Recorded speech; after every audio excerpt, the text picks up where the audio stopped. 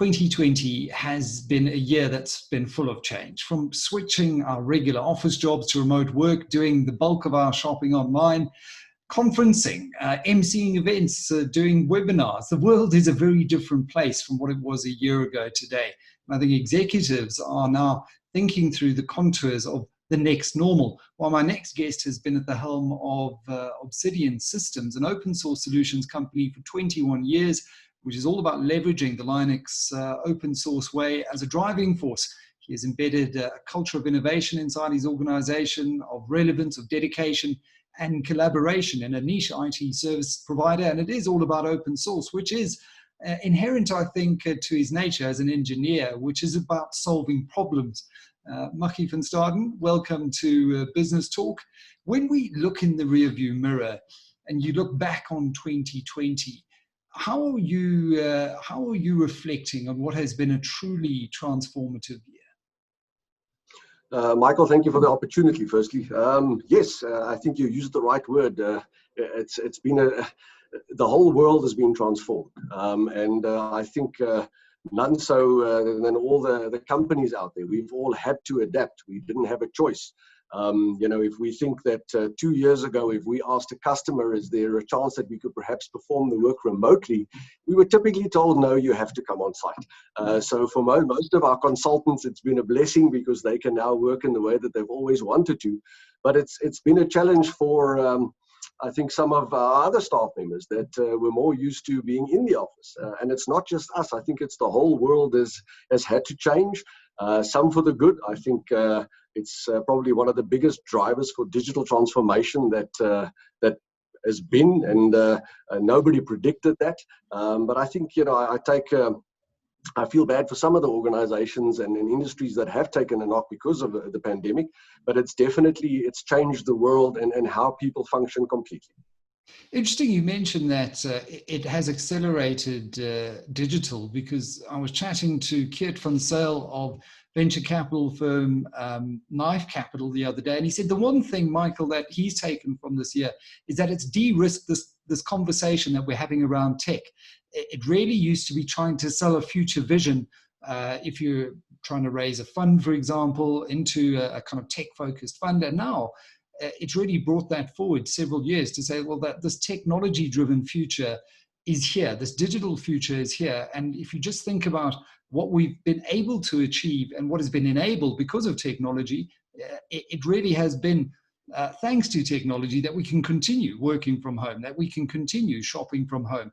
In that vein, how do you see businesses adapting in South Africa off the back of COVID-19? Yeah, I think once again, it depends on industry. Luckily, most of us being in IT and most of our customers in the financial sector, I think we were quick to adapt. I think that technology has made it possible for a lot of people to change. You mentioned online shopping. I mean, here we're having an interview online that 2-3 years ago people would have frowned upon. And technology has enabled that for a lot of industries. And I think that, just online meetings, the idea of 20 people in a conference call together was a strange thing. Now it's the norm. If you think of it, just how much time we are spending on it. And luckily for technology, I mean, I actually had this conversation with somebody a couple of months ago. Can you imagine if this hit 10 years ago or 15 years ago? Where we didn't have the technology to keep on functioning? I really shudder to think how the world would have adapted. We would have adapted, humans have that ability, luckily, but it would have been a very, very different world 15 years ago if this pandemic hit then. Absolutely. We wouldn't have been able to display the levels of resilience. And yes, there's been economic damage, but there has also been resilience. And there's been this new way of operating that I think many organizations are going to embed now. It isn't going to be a once-off. The fact that we can be a lot more productive at home, for example. The flip side of that, and we were chatting before this interview started, I think many people are now finding that the balance has shifted maybe a little bit too far because we're now living at work rather than working from home. And so we need to be mindful of that as managers and as leaders inside organizations. But when it comes to the mindset that this has potentially created, has there been a change in mindset about open source solutions when we look at the technology stack and what's available to help business adapt to this new norm? Yeah, I think so. I think just technology as a whole, definitely, but open source specifically because we found that having done open source for such a long time, normally when there's economic pressure, a lot of organizations will then look at open source where maybe previously they wouldn't have. Open source tends to be a more economically viable solution in a lot of cases. So we normally see that when there's economic pressure, a lot of the customers will then go and say, well, okay, let's look at something that's maybe a little bit cheaper, and in some of the cases completely free, and let's rather put our efforts into taking that piece of open source technology and customizing it for ourselves. So we've definitely seen a lot of organizations move towards technologies and open sources. When you're talking open source with your customers, what sort of examples are you talking about? Well, anything from operating systems to big data solutions to going into cloud.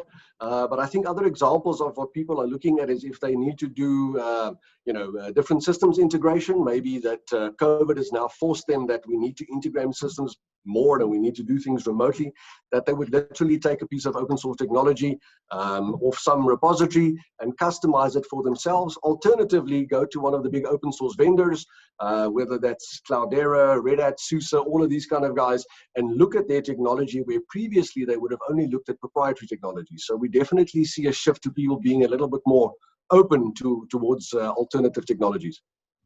When it comes to security, to what extent are organizations' remote working infrastructures and endpoints protected here when it comes to using open source solutions? And what risks do companies need to be aware of? I think with any software, there's always risk. But when it comes to security, we always like to use the example. If you have so I'm Afrikaans, so my English is sometimes a bit wonky. So when I write a paragraph, it's better if somebody else checks it for me. Now, if I have 10 people checking for spelling and grammar, the chances that at the end of those 10 people that there would be any spelling or grammar mistakes would be slim.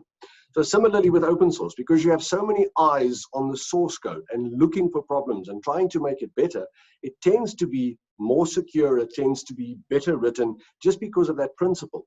That doesn't mean proprietary is insecure or badly written at all, before I get into trouble with all the proprietary vendors out there. But it's just that very nature of it. When we started our company in 1995, and we made the decision to go open source, it was one of the big things that we had to explain to people. People said to us, but if anybody can see the source code, how can it be secure? So we had to find an analogy like that to make people understand the very nature of it being open makes it more secure. So I hope that answers the question. It certainly does. When you look at the distributed nature of technology nowadays, the more eyes, the better, effectively. 95, did I hear you correctly? So Obsidian Systems is 25 years old this year. What do you owe the success and the longevity of the company to? As we know, it's a very difficult operating environment, certainly has been for the last 10 years in South Africa. What would you put your longevity down to?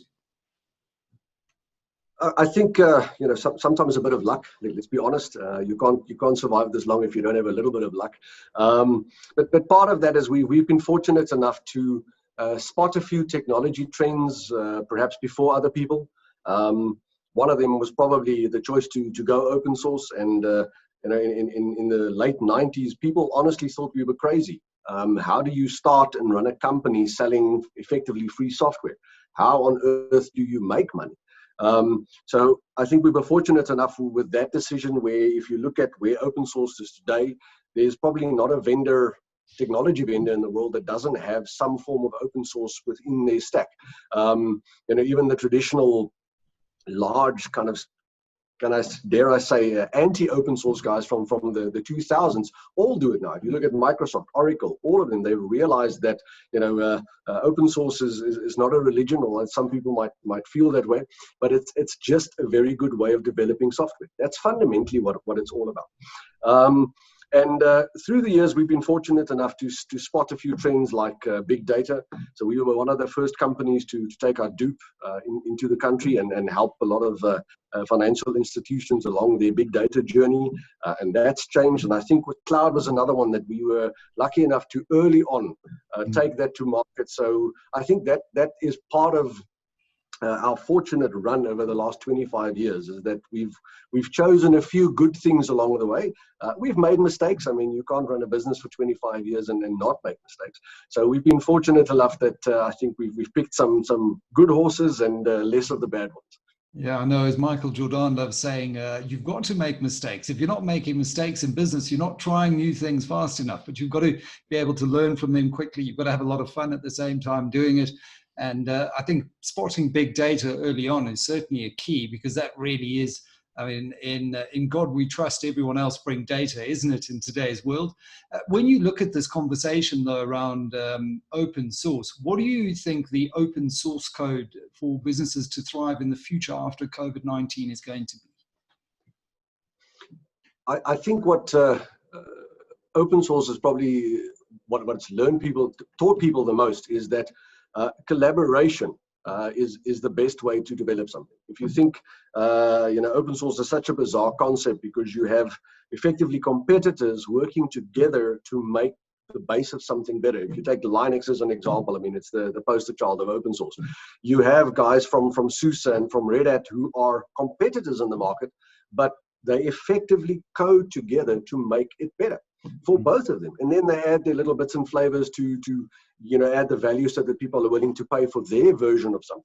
If you imagine if car manufacturers did something similar, that they built the base of all cars the same and then added their flavors, maybe we would have better cars. So I think open source post-COVID will hopefully show people that collaboration is possible across competitors, across continents, and by collaborating, we can actually do a lot better. So that's what I think is going to come out of post-COVID.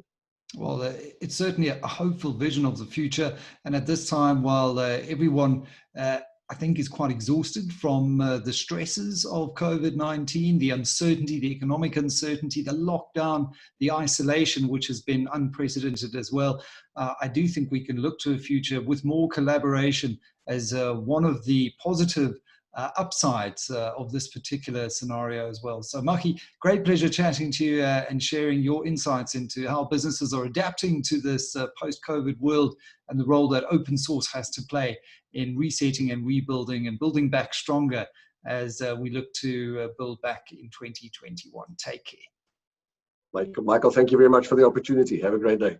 That was Michael van Staden, CEO of Obsidian Systems, here on Business Talk, only on Business Tech.